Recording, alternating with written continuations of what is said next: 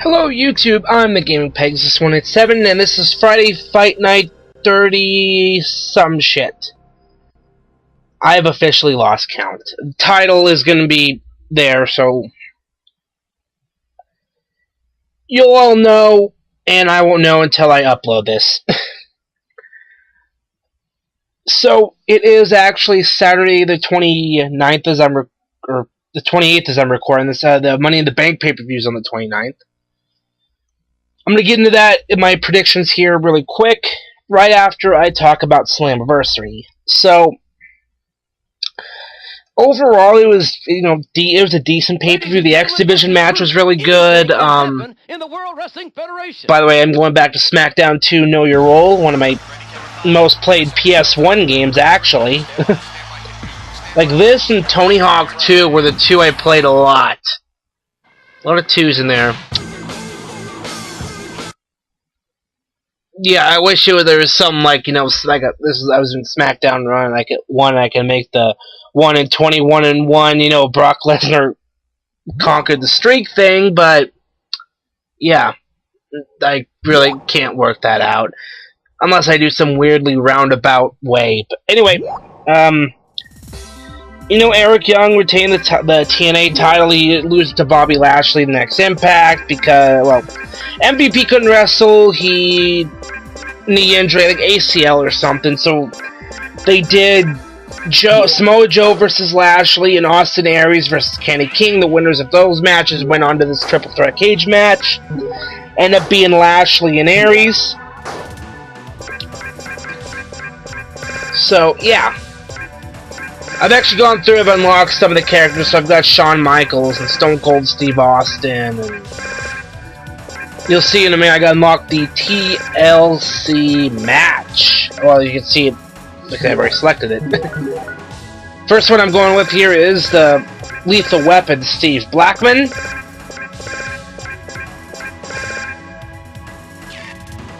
And I don't know why, I think I thought there was a random button. And I had triangle and just backed off.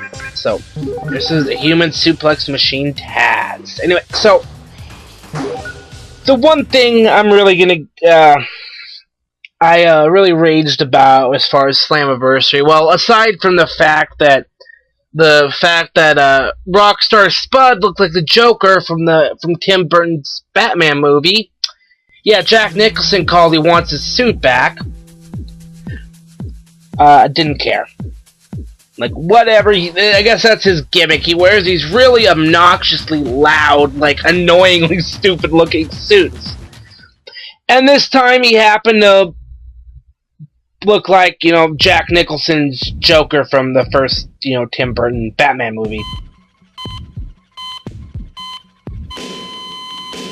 Yeah, that's how I feel about that Rockstar Spud. I don't care. Well, actually, it's more like, he's halfway entertaining. He's like that little smarmy kind of like ass kisser, like underling, similar to the way Jonathan Coachman was with Eric Bischoff. But it's Dixie Carter. I can't no one can fucking stand Dixie Carter. Like every time she comes on TV, her voice and her cutting a promo is the equivalent of a Justin Bieber concert. She's that bad. Like I do not. Okay. Side note here, I go out to the bar with my friends, and my buddy just got drafted to the Oklahoma City Thunder. Played basketball for CMR and then Stanford University, and then now he's in the NBA. So, with my friends knowing my very well justified and very vocal hate of one Justin Bieber, they decide to play it on the jukebox in the bar.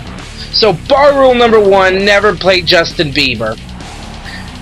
Bar rule number 1.2, never karaoke Justin Bieber at a bar. Yeah, I saw that one night and I about ready to lost my fucking mind.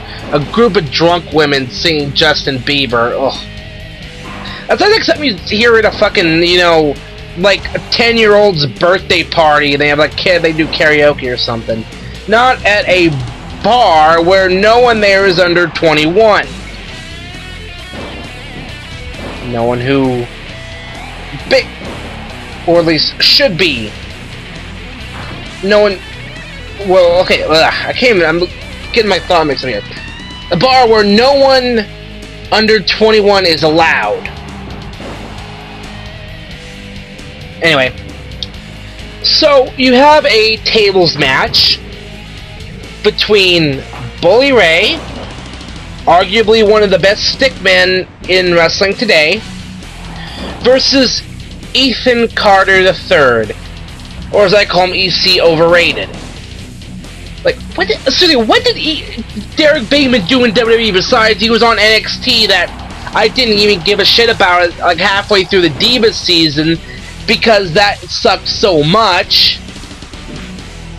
Between Michael Cole's heel turn and the fact that they were like two women's wrestlers that were actually competent in the ring. Anyway, he comes in, he's Ethan Carter, he's Dixie Carter's nephew. And they have a tables match. So you would think the logic... Now, here, okay, TNA logic obviously isn't fucking there. I mean, come on, they bring Hulk Hogan and Eric Bischoff in, they get rid of this, they have him, he's like, oh, we gotta get rid of the six-sided ring, brother Jack, dude! And then, go back, and they actually just brought back the six-sided ring, and there were recent tapings in New York City in the Hammerstein Ballroom, because the fans voted on it. In fact, Ethan Carter and Austin Aries were complaining, oh, we shouldn't let the fans dictate what ring we use. But whatever, you know what, six-sided ring is what gave TNA its identity. Anyway, so, anyway, the logical conclusion would be, because Bully Ray's on this mission to put, you know, Rockstar Spud and Kenny King, Bobby Lashley, MVP Ethan Carter, and Dixie Carter each through a table. Here's the thing with these ladder matches in these early SmackDown games, is that you can literally just go up, grab the belt once, and you've got it, so... That got a little more, you know, fixed in later games, but yeah. So, anyway, you know, a lot of conclusion, you know, big pay-per-view, Slammiversary, you know, one of their biggest, you know, this has always been one of their big pay-per-view events, this is their big anniversary, and they figure, you know, Bully Ray, he's gonna put Carter through a table and get his revenge. No! Dixie Carter gets involved. Ends up coming off in front of the fucking, you know, puts in front of, Bully's about, I think he's gonna jump on, I believe, the top rope, and he's gonna put Ethan through the table. It doesn't happen. Dixie gets in the way, and she gets blasted, because I think it was something about, like, Ethan ran into her, so like, I don't even remember, it's been a couple weeks, but basically, she gets knocked out by Ethan Carter, he gets blasted, and then it's gonna be Dixie, it's gonna get put through the table. Bully Ray jumps on the apron, he's on the apron, he's gonna jump out to the floor, and he's gonna put, you know, Carter through a table. Well, combination of Rockstar Spud pulling her off, and then Ethan Carter hitting with a kendo stick. Oh, no, wait a minute, this wasn't a tables match, this is a Texas Death Match. I'm getting the fucking stuff. They got fucking tables on the mind. They got wood on the mind. Yeah, that didn't sound right. Anyway, so basically, it's like a basically last man standing match. Now, I want to preemphasize this by saying that, okay, so when you have the idea of a last man standing match, they have to answer the 10 count or they lose. Well, in this match, we saw Bully Ray he got dropped. He's been doing this thing where he would pull up like the ring apron, he would cut up the ring apron and the padding and just expose, the wood of the ring, and he'd, pile drive somebody onto it. In fact, he did that Sting, and so. And maybe it's me, I just don't remember. I just remember this god-awful finish, but, you have a guy get, not hit right on the, I think it was Ethan that got pile drove on the damn, the wood of the ring, and, oh, he gets up. Actually, it might have been Bully getting Ethan's finisher on the thing. I don't remember which.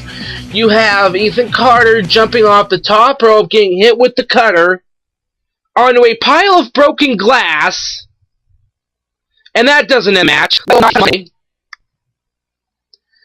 Funny enough, the glass came out of a Dallas Cowboys trash can. Well, the Cowboys are trash, so especially Tony Romo. Yeah. That doesn't end the match, but a candlestick shot to the back, and he falls off the apron like barely like not even a half a foot down into a couple of tables or out to the floor. Ends the match. Any sane, logical thinking promotion like, I don't know, an ECW, maybe the cutter off the top rope would finish it, like a pile driver onto, the floor, whatever, would end it. After those couple of spots, and then all of a sudden,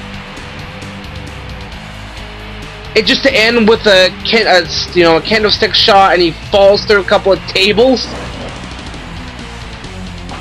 Yeah, the logic in the actual finish that makes sense, and the logic of the conclusion, in that it should have been Ethan Carter to lose, and Boy gets his revenge, powerbomb through the table, whatever. No. Oh my god. Fucking TNA.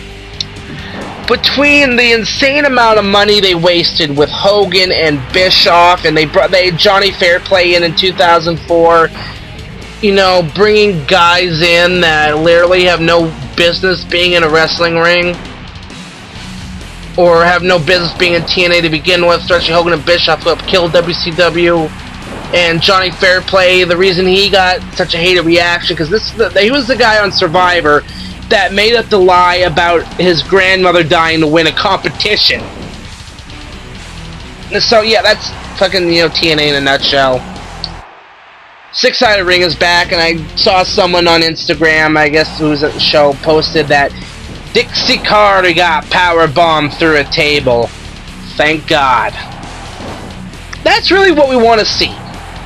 Although it should be a powerbomb, through a table covered in barbed wire, covered in broken glass and thumbtacks, and it's been lit on fire, but anyway, Money in the Bank. So, Daniel Bryan is still out with the neck injury, so he's been stripped of the title. So they're going to have the WWE World Heavyweight title up for grabs in a ladder match, and they're also going to have, the Money in the Bank, briefcase match, but there's going to be 2 ladder matches, and one's going to be for the title. Okay, we've seen, title ladder matches, work before. I mean, John Cena and Edge, and, had a good one in 06. You've had... I'm looking, at least with, and, these guys, ladder matches can be good, with the right guys and done right.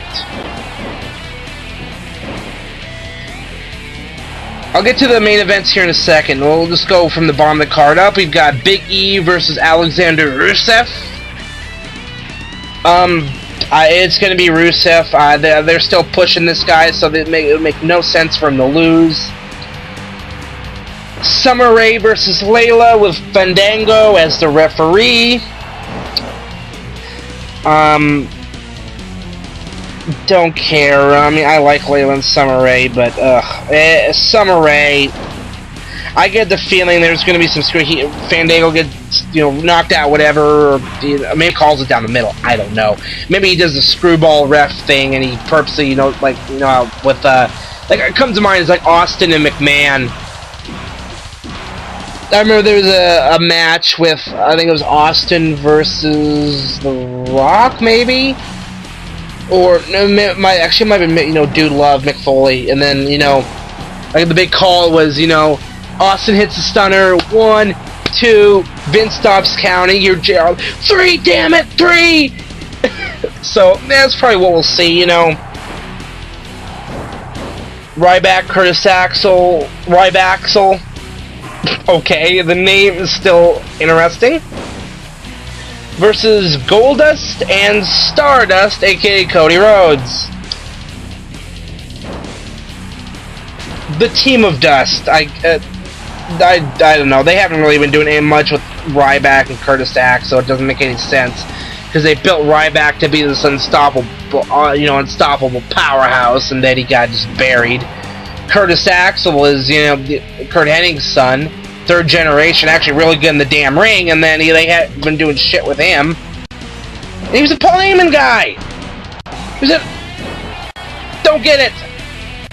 Paige versus Naomi. Paige, and I'm not saying that because she's hot. I'm saying that because there's no reason for Naomi to win the title. It wouldn't make any sense, and Paige is still hot in the sense that she's still getting one of the best reactions on the damn show. Okay, I don't know. Hold on. Yeah, Money in the Bank ladder match for the contract. I don't know, my whole thing just like froze right there. I don't know why. This has, I don't know who's going to be replacing Bad News Barrett.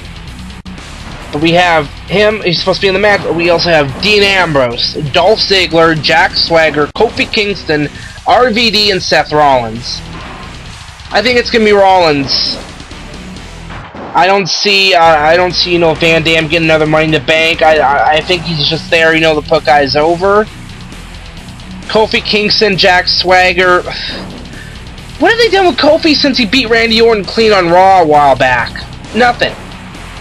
Jack Swagger, Real American, they haven't done much with him except, he's just got, Dutch Mantel, Zip Coulter as his manager. I don't know, maybe you will see, Dean Ambrose. Dean Ambrose might be, my second choice if Rollins doesn't win. Just because I could see the Rollins-Ambrose feud continuing if Ambrose somehow gets the contract and then, loses it. I don't know. We have the WWE Tag Team titles, the penny belts. The Usos, Jimmy and Jay versus Luke Harper and Eric Rowan, the Wyatt family. I'm going with the Wyatts. So at this point, at least those guys can have the whole world in their hands. And then the title. We have Alberto Del Rio, Bray Wyatt, Cesaro, John Cena, Kane, Randy Orton, Roman Reigns, and Sheamus. Honestly, anybody but fucking Cena. Cena doesn't need the goddamn belt. Anybody but Cena. There is no reason. No goddamn reason. Del Rio... I don't see him. Sheamus is U.S. champion. I don't see him winning it. Randy Orton, likely. Kane, I actually see Kane more likely than Randy Orton, but, maybe Orton more likely than Kane. You see how I fucked up right at the end. Orton, I'd honestly take over Cena, but not much. And so, honestly, personally, I would love to see Bray Wyatt. He literally had the whole damn world in his hands. Roman Reigns, I think it may be too soon for him. Honestly, my pick's Cesaro. Still, the video's over here, but Lesnar versus Cesaro, the battle of the Paul Heyman guys. I mean, if Lesnar's going to win the belt anyway, why not have, even Cesaro even just, hold it for a month? He wins the title and then he comes up against Brock Lesnar. I mean, Brock Lesnar conquered the streak. So why not have him come back, win the belt, and have even Cesaro win it? Cesaro's champion. Even in losing, he could still, get the big push and say, hey, he went toe-to-toe with Lesnar and came this close to beating him. So that is my video. Maybe I'll do a little Sunday side-scroller Sunday where I talk over my results and see how right I am. Pegasus out.